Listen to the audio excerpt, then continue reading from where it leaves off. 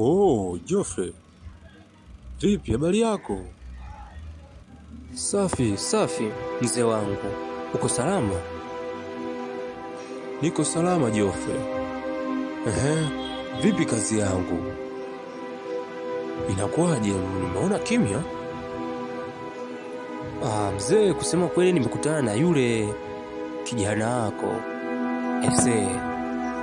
Kweli uhuni sio kitu kizuri. Amekonda na nilimwelezea kuhusu wewe na kumshawishi arudi nyumbani, ila alishia kunitukana.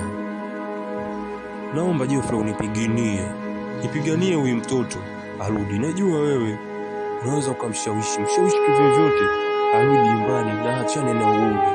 Mwanangu kapotea sana. Oh my God.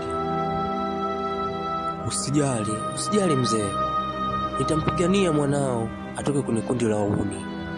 Naomba unipe muda, kazi yako nitaikamilisha. Naelewa Geoffrey. Naomba unipiganie. Nitakushukuru sana. Geoffrey, yule mtoto kanipotezea hela. Nimemsomesha ninapojua, lakini leo ndio kawa vipote. Usijali mzee Kikoti.